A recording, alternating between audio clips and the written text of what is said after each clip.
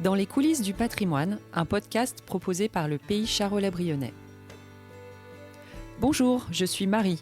Bienvenue dans ce podcast dans lequel Aurélien et Thomas vous parlent des missions du Pays d'Art et d'Histoire. Mais au fait, c'est quoi le Pays d'Art et d'Histoire ? Labellisé depuis 2007, le Charolais-Brionnais sensibilise les habitants, les visiteurs et le jeune public au patrimoine et à la qualité de l'architecture et du cadre de vie. Dans ce podcast, vous saurez comment l'équipe travaille et prépare les animations. On vous parle aussi de l'histoire du Charolais-Brionnais et de son patrimoine. Bonne écoute!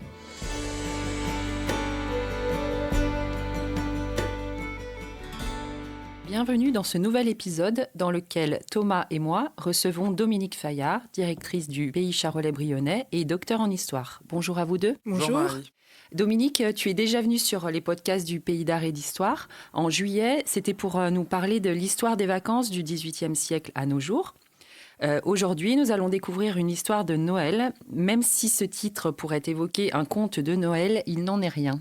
Quand est-ce qu'est né Noël, Dominique ? Bien, les origines de Noël remontent à la période gréco-romaine, en fait, dans la Grèce et la Rome antique. Des fêtes liées au solstice d'hiver marquaient le passage d'une année à l'autre. On peut citer notamment les anthestéries grecques ou encore les saturnales romaines. Ces festivités portent l'idée en fait de renaissance et célèbrent la sortie de la nuit hivernale avec le retour de la lumière, le jour qui gagne progressivement sur la nuit.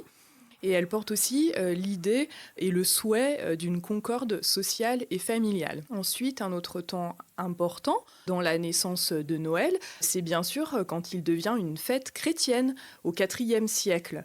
Alors ce qu'il faut savoir, c'est que fêter la nativité du Christ n'est pas la première préoccupation des chrétiens. L'Église primitive se focalise d'abord sur la résurrection avec la fête de Pâques.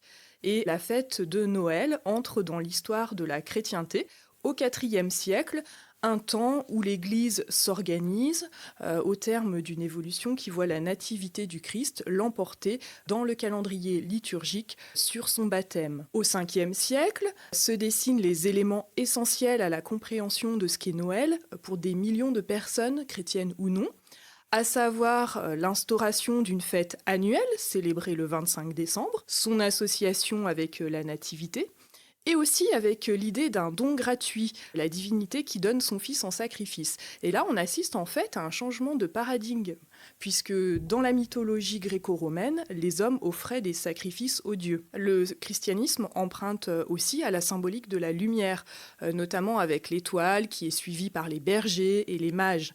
Et il faut en fait presque 14 siècles, du 5e au XVIIe siècle, avant que la fête de Noël ne revête la forme que nous lui connaissons aujourd'hui.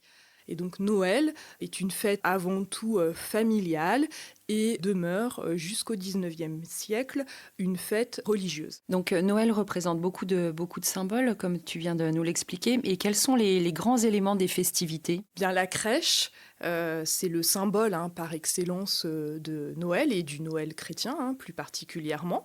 Alors la crèche apparaît à l'époque moderne, d'abord dans les couvents, avant de gagner les demeures aristocratiques et bourgeoises, puis les foyers plus modestes. L'entrée de la crèche dans les foyers marque l'appropriation du mystère de la nativité par la population et contribue à enraciner le Noël chrétien dans un cadre familial. Les personnages de la nativité que nous connaissons, l'âne, le bœuf, les bergers, les rois mages, évoluent au fil du temps dans leur conception, dans la manière dont ils sont représentés, et tout cela reflète bien évidemment l'évolution des sociétés. Alors, des crèches domestiques sont attestées en Alsace à la fin du XVe siècle, en Provence au XVIIe siècle. À partir du XVIIIe siècle, l'art des figurines se développe, notamment en Italie, et en Provence, avec les fameux santons de Provence, dont la tradition perdure encore de nos jours. Le sapin est un autre élément essentiel de Noël. Alors le sapin, comme on le sait, ne perd pas ses aiguilles. Il est donc signe de vitalité au moment du passage entre la nuit hivernale et la renaissance de la lumière. Historiquement, il faut savoir que le sapin évoque d'abord l'arbre du paradis, sous lequel Adam et Ève ont succombé au péché. symbole de la chute annonciatrice de la rédemption à venir. Et ce rapprochement, en fait, a contribué à l'enracinement de la tradition du sapin de Noël. Les premières descriptions connues de l'arbre de Noël datent des environs de 1600 en Alsace. Le sapin est d'abord installé dans des locaux corporatifs, en plein air, avant progressivement de gagner la sphère privée. La chanson Ô Tannenbaum, donc Mon beau sapin, est publiée en 1826, donc le 19e siècle est une période importante dans son développement. De nombreux témoignages attestent de la présence de sapins dans des demeures aristocratiques en Allemagne au 19e siècle. Et en fait, c'est par les alliances familiales que le modèle se diffuse, notamment en Autriche ou en Angleterre. En 1840, par exemple, la reine Victoria et le prince Albert de Saxe inaugurent le sapin de Noël au château de Windsor. Ensuite, par l'intermédiaire d'Alsaciens et de Lorrains, émigrés à Paris après la défaite de 1870, contribuent à la diffusion de la pratique du sapin de Noël qui était déjà connue mais qui commence vraiment à ce moment-là à se populariser en France. Et je suis pas le seul, à mon avis. Quand je pense à Noël, le grand élément pour moi, c'est le cadeau, mais c'est plutôt une invention récente, donc. Alors le cadeau, tout à fait, on pense tous au cadeau quand on pense à Noël. Il illustre, en fait, c'est plus compliqué. Le cadeau, il illustre l'idée de transfert d'abord entre le sacré et le profane. Parce que contrairement à ce qu'on pourrait penser, à ce qu'on pourrait croire, le cadeau de Noël n'est pas une invention du 19e siècle en lien avec le capitalisme et la production de masse. C'est bien avant et dans l'univers religieux que naît le cadeau. Les premiers cadeaux sont offerts à l'enfant Jésus, aux malades ou aux pauvres comme figure du Christ. Des témoignages du XVe siècle évoquent des offrandes de fruits, des friandises, des pains d'épices aux malades, mais aussi des offrandes de présents à l'enfant Jésus, voire à Marie et à Joseph. À l'époque moderne, en dehors de la religion, des cadeaux, des présents sont aussi offerts aux enfants sages. Alors la pratique du cadeau de Noël aux enfants naît ainsi, on le voit, au croisement de ces deux traditions, l'une ecclésiale et l'autre plus populaire. Et avant le Père Noël, Saint Nicolas a été le premier dispensateur de cadeaux aux enfants. Alors Saint Nicolas, c'est un personnage qui est d'abord connu pour ses miracles, il ressuscite des enfants. Et en fait, on va passer des miracles aux cadeaux par le biais de la réforme protestante qui, au XVIe siècle, en fait, va faire de Saint Nicolas un distributeur de cadeaux aux enfants. Et parmi les autres éléments des festivités, on a aussi tout ce qui touche au repas et à la bûche de Noël. Oui, alors la bûche, avant d'être un dessert apprécié de tous, il faut savoir que c'était bien une bûche de bois. C'était un rite, en fait, sans doute le plus emblématique de Noël dans le foyer. Rite qui remonte au XVIe siècle. On choisissait une bûche, donc une bûche de bois, qu'on mettait à brûler dans la cheminée. Donc la taille, la nature du bois variait selon les régions et les époques. Et la bûche, elle devait durer longtemps, donc d'abord toute la nuit de Noël, et puis ensuite en éteignant et rallumant le feu pendant tout ou partie du cycle jusqu'au jour de l'an ou de l'épiphanie, donc 1 à 2 semaines. Et ce rite de la bûche comportait aussi des prières, des libations. Des présages étaient associés à la manière dont la bûche brûlait. Et ce rite, il était important dans la maison, autour du feu, autour du foyer, parce qu'il associait et il soudait les générations. Et donc, c'était un moment particulier de communion familiale. Alors, en charolais brionnais, on peut supposer que les essences utilisées pour la bûche de Noël étaient principalement le frêne, le chêne et sans doute des arbres fruitiers. D'accord, donc au départ, la bûche de Noël, elle ne se mange pas. Par contre, on a quand même droit à un repas de Noël ? Oui, bien sûr, Marie. Surtout que dans une Europe où la population vit chichement, fêter Noël, c'est aussi consommer. D'abord dans les milieux aristocratiques, bien sûr, mais ensuite aussi dans les milieux plus populaires. Alors, on mange le repas de la veillée de Noël et également le repas du jour de Noël. Alors, on mange des brioches, des galettes, des gâteaux, des dattes aussi qui rappellent la fuite en Égypte, du miel, des pains d'épices. On a des témoignages de l'époque moderne qui nous indiquent que en fait, il y a 2 repas. On fait un repas plutôt frugal avant la messe de minuit et ensuite un repas plus copieux, une sorte de réveillon finalement avant l'heure. Et cette pratique, à la fin du XVIIe siècle, elle irrite particulièrement l'évêque de Grenoble qui a laissé des écrits qui s'adressent à ses curés et qui regrette, je cite, la mauvaise habitude qui s'est introduite de faire des repas pendant la nuit aussitôt après la messe de minuit et de commettre des débauches et des excès de bouche, et souvent au sortir de la communion. Donc on voit que l'évêque de Grenoble est irrité par cette pratique. Alors Noël, c'est aussi l'occasion de déguster souvent du pain blanc, de froment, qui reste un luxe dans les campagnes jusqu'au XIXe siècle. On peut aussi déguster l'oie grasse, qui est introduite d'Amérique par les Espagnols. Elle fait son apparition au XVIe siècle. Mais à la campagne, c'est surtout le porc que l'on consomme, puisqu'on l'abat à cette période de l'année, et on consomme des charcuteries, des jambons, etc. De la fin de l'époque médiévale au XIXe siècle, en fait, les dimensions familiales de la fête de Noël s'affirment, on le voit, autour de l'entrée de la crèche dans l'univers domestique, l'habitude pour les enfants de recevoir des cadeaux, le repas que l'on prépare ensemble et la veillée. Et pour terminer, dans les éléments incontournables de la fête de Noël, on pourrait ajouter les contes de Noël, qui ont été inventés en Grande-Bretagne au XIXe siècle, et bien évidemment le Père Noël, sur lequel nous allons revenir dans quelques instants. Noël est aujourd'hui parfois décrié comme une fête commerciale. À quoi est dû ce changement ? Ce changement est dû à l'importance prise au cours du temps, avec la révolution industrielle d'abord, mais surtout avec les 30 Glorieuses, par les aspects festifs et commerciaux de la célébration de Noël, au détriment de ses aspects religieux.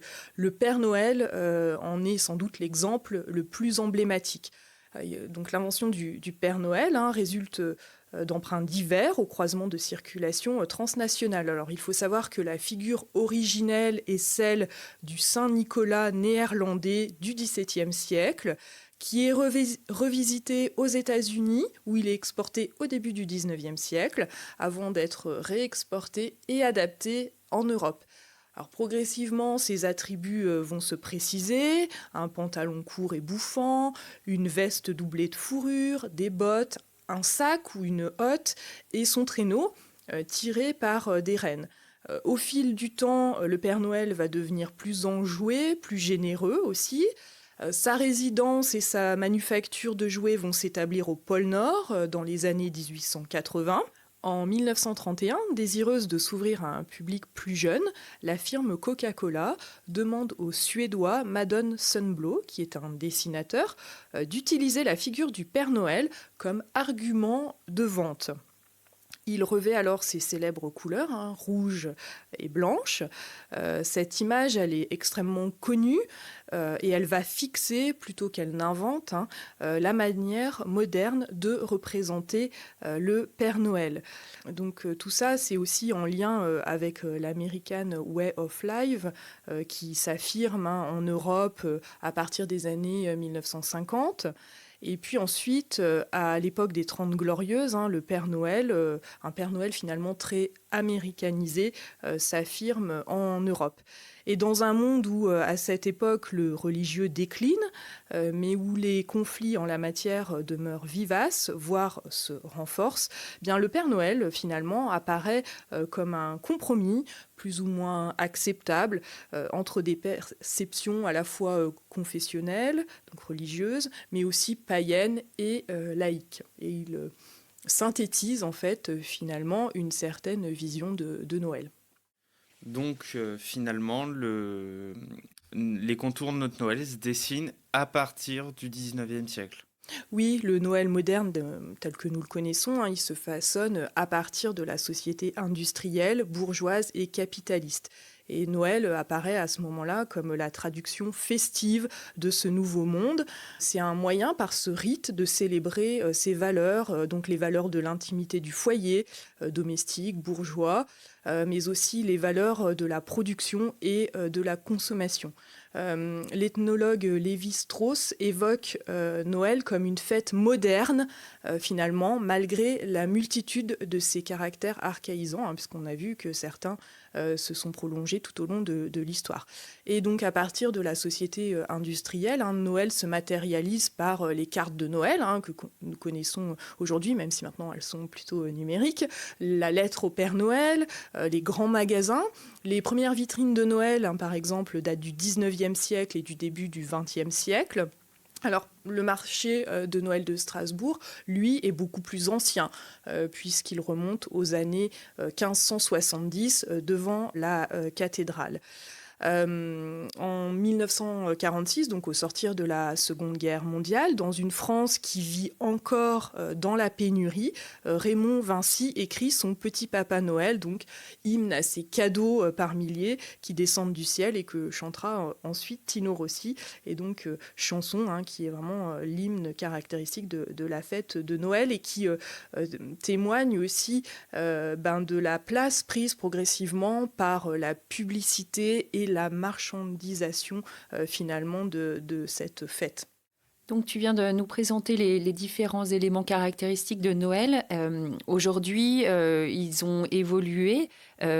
J'y tiens quand même. Donc on va reparler peut-être de la bûche. Oui Marie, la bûche, mais rassure-toi, nous allons bientôt la déguster.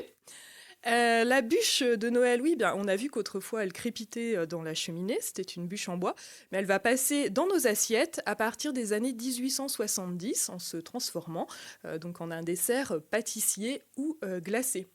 Le sapin, lui aussi, va évoluer au fil du temps. D'abord, il est orné de fruits et de confiseries, ensuite de boules soufflées, notamment dans les années 1850, dans les Vosges ou en Lorraine. Ensuite, on va le décorer de petites bougies de cire, même de minuscules lampes à pétrole, des petits chandeliers aussi. Alors tout ça, bien sûr, au risque de voir s'embraser les maisons. C'était malheureusement un risque prégnant. Et ensuite, il va être électrifié à partir de 1912 aux États-Unis. Et les lumières vont devenir de plus en plus importantes, de plus en plus variées, clignotantes, scintillantes. Alors on pourrait se dire, finalement c'est un retour aux origines. Non, puisqu'en fait il ne s'agit plus de la même lumière que par le passé et le sens du rite a changé. Aux origines, quand on a parlé du solstice d'hiver, c'était le retour attendu de la lumière, le renouvellement des temps pour exorciser la peur du chaos, etc. Ensuite, pour les premiers chrétiens, la lumière, en fait, signifiait l'Esprit Saint. Et la lumière moderne que nous connaissons encore aujourd'hui, elle est le produit de la technique humaine et c'est un monde, en fait, qui a découvert la fée électricité. Et on est progressivement dans une société où chacun conçoit son propre luminaire en intérieur pour soi ou en extérieur pour rivaliser avec ses voisins. On le voit bien aujourd'hui dans certains lotissements, par exemple. La lumière, elle est clignotante, colorée, individualisée. Elle prend beaucoup d'espace.